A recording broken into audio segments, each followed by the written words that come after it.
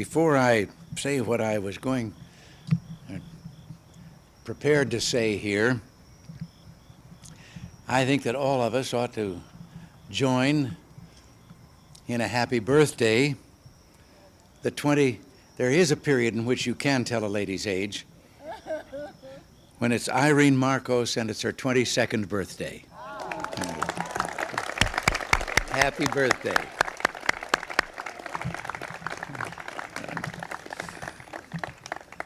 But tonight, we welcome old and good friends to the White House in a visit symbolic of the superb relationship between our two countries. It's a nostalgic occasion for us as well.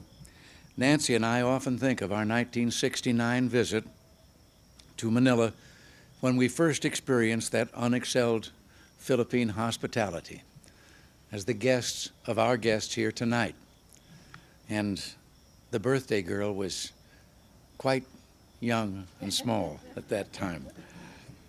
Many things have changed in both countries since that time, but one thing remains constant: the basic nature of the Filipino-United States friendship. It remains solid.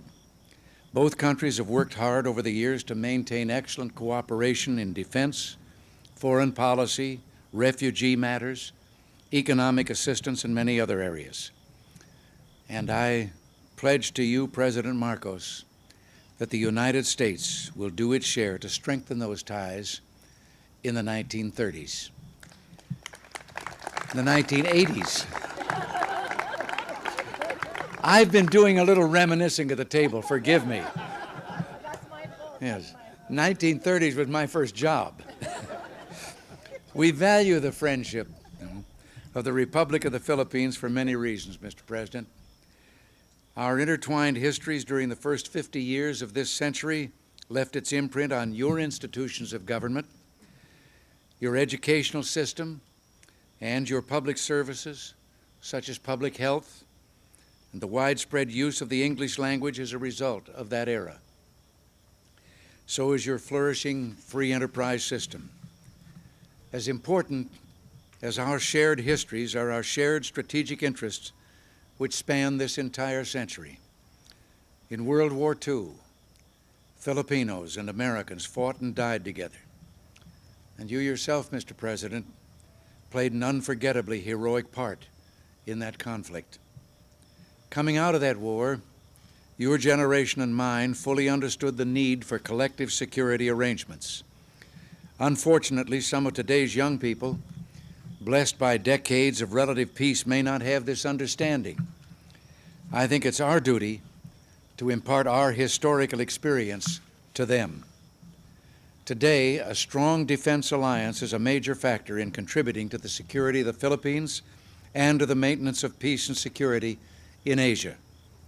With the next review of the military bases agreement, which begins in 1983, we shall continue to modernize our security relationship to best serve our mutual security interests. Both of our economies depend on vigorous trade and investment. These ties remain strong, and your presence in Washington, Mr. President, has enabled us to conclude several outstanding economic matters. President Marcos, we have accomplished a great deal together over the years. We will all do more in the years to come. Common determination to achieve a better life doesn't mean that we need to be alike. We need only to treat one another in a spirit of generosity and mutual respect. If we do that, our continuing commitment to one another, resting as it does on many years of close relations, will be solid now and for the future. Amen. So in that spirit, let me offer a toast to the President, Mrs. Marcos, and to the people of the Philippines, and to the mutual respect, the dedication to peace and security in the world, and the shared values which unite us.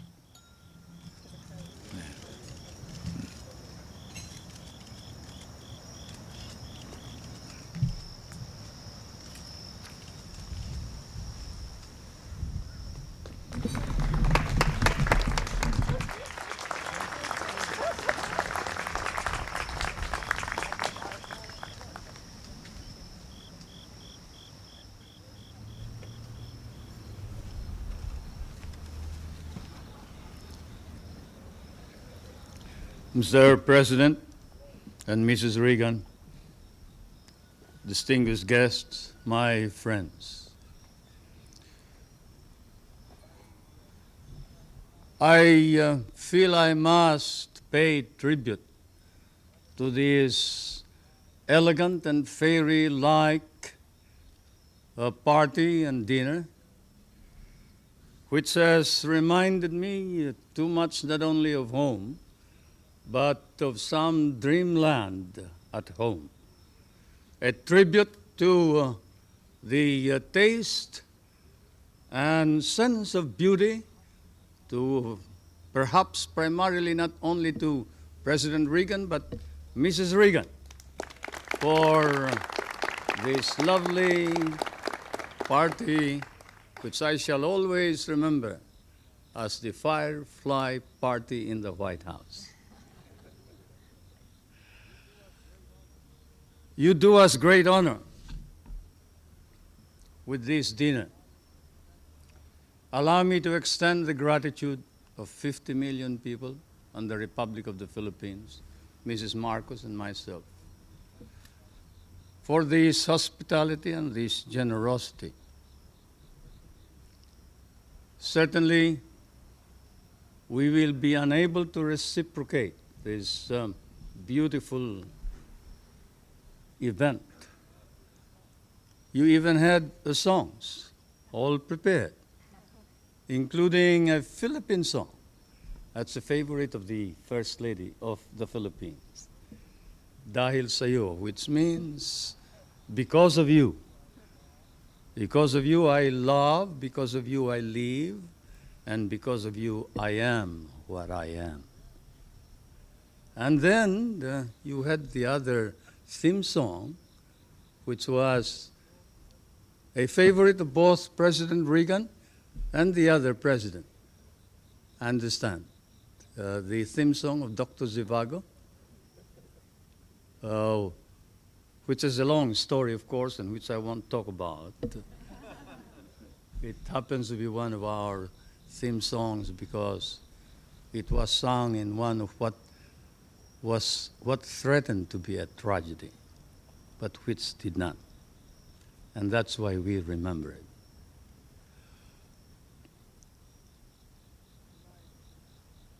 Tonight, the Philippines once again is obligated to you, Mr. President, for your kind and generous words. And the periods of difficulty, and perhaps therefore it is not too rash to say that it is proper to use the appellation friendship between the American and the Filipino. That friendship, that abiding friendship, we cherish and cherish deeply. And this is why, as I come and stand once again on American soil, Mr. President, I cannot but be candid. I would not be candid if I did not speak too of those misunderstandings and the adversities which we have faced together. For the world faces challenge and change. We are in a period of ferment. As one of your great writers has said, you have passed through a period of torment, an ordeal, perhaps of tragedy, as you experienced the assassination of some of your American leaders, constitutional crisis in the presidency, the trauma of Vietnam, and occasionally doubts about your own capability. Certainly, as we look around in Asia, the countries of that part of the world are marked, and often there is fear that perhaps does not weary, that America is firm and resolute. Actions, but that it faces and confronts its problems squarely, fairly, justly. As I stand on American soil and I see the doubts rising in Asia, I see another phenomenon that clears my mind. It is the phenomenon of an American nation led by a new leadership, earnestly exerting heroic efforts in order to stop the slide and the loss of prestige of American leadership throughout the world.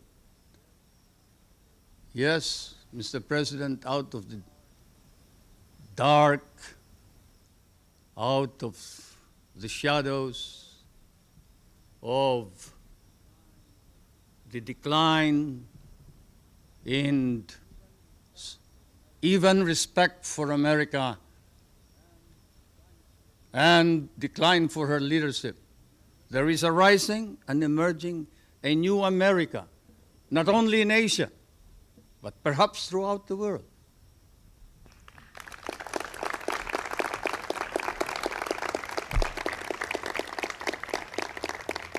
The stakes are high, Mr. President. Let there be strength and greatness for the American nation, for only then can there be hope for us, the poorer nations, and let America reclaim her role, her historic place, and her historic relationship with the poorer nations of the world, the members of the third world, my world, for that is your rightful place, Mr. President. America, this strength and capability to reclaim her natural place and historic relationship with all the nations and with other nations, reestablish order in our anxious, troubled world. We pray for this, we hope for this. Not only the big nations, but especially the small ones.